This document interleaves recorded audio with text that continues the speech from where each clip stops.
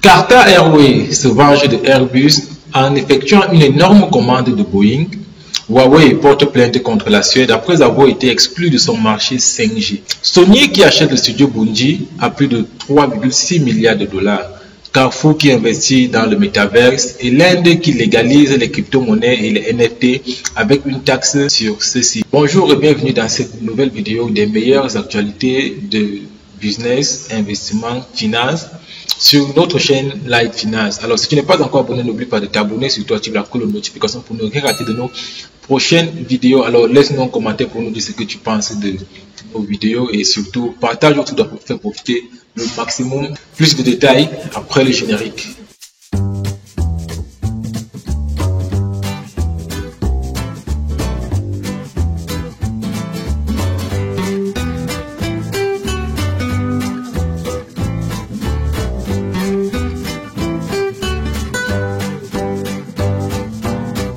Bienvenue une fois de plus sur Light Finance. Alors on commence cet actu bif avec Qatar Airways qui entre en conflit ouvert avec Airbus à propos d'un contentieux sur l'A350 qui vient de passer à Boeing une commande gigantesque de 50 avions cargo B777X. Un contentieux de plus de 20 milliards de dollars au prix catalogue qui permet à l'avionneur de lancer ce programme. La compagnie de Gulf est en effet le premier transporteur à acheter ce gros porteur en version cargo. Une bouffée d'oxygène pour l'avionneur américain qui a su 2 années de production selon son directeur général Dave Calhoun. Il faut dire que le B777X multiplie des déboires depuis son lancement en grande pompe en 2013.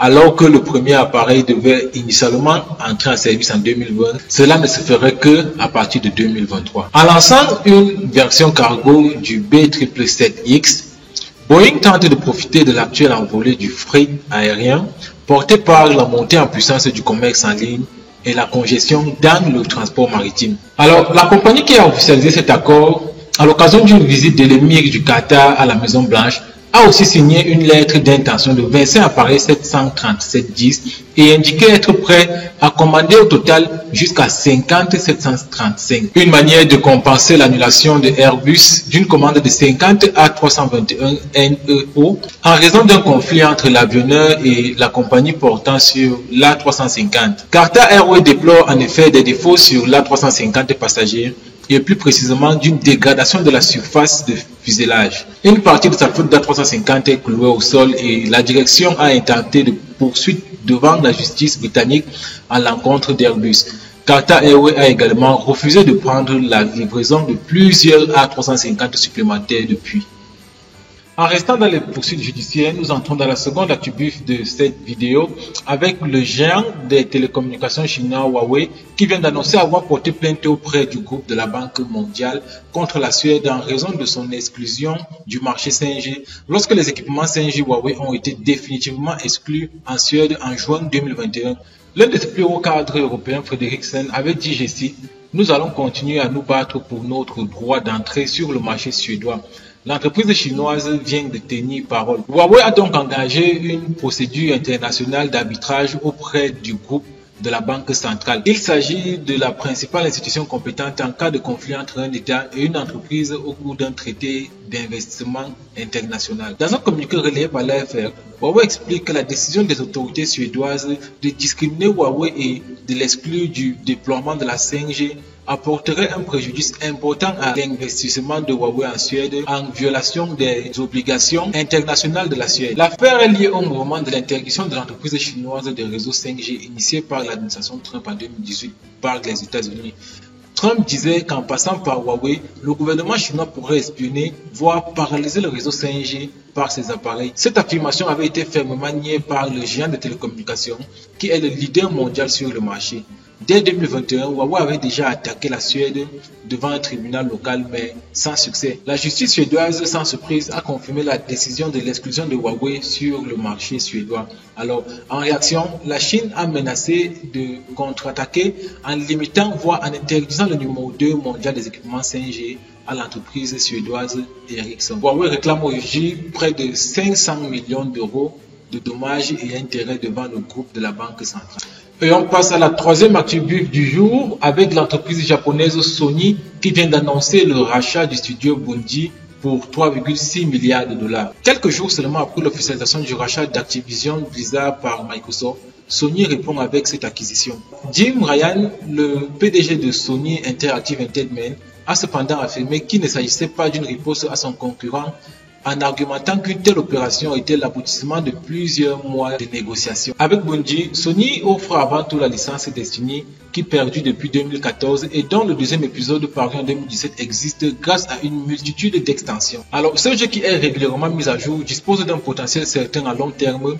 Il s'agit éventuellement d'une assurance d'avoir toujours une licence multijoueur ambitieuse sur la main, si jamais Call of Duty vient à disparaître de l'écosystème PlayStation. Comble de toute ironie, Bungie a longtemps été partenaire historique de Microsoft. C'est notamment grâce à eux et à leur jeu Ola qui a permis le lancement à succès de la Xbox One. Jusqu'à maintenant, les deux entreprises ont voulu rassurer les joueurs en indiquant respectivement qu'ils ne bloqueront pas pour l'instant les licences Call of Duty et Destiny à la console concurrente, mais ils pourront en être autrement pour les futurs titres car c'est bien de ça dont il s'agit et qui est effectivement le nerf de la guerre. Alors, les acteurs du secteur de jeux vidéo sont engagés dans une véritable guerre des catalogues. Le quatrième et avant-dernier attribut de jour qui est également l'un de mes premiers est celui de Carrefour qui vient d'annoncer par la voix de sa directrice de transformation digitale d'avoir fait l'acquisition d'un terrain virtuel dans le métaverse du jeu français Sandbox. Alors ainsi Carrefour rejoint Atari, Adidas, Warner Music ou encore Nike dans cet univers du métaverse. Il s'agit donc de la toute première adresse de Carrefour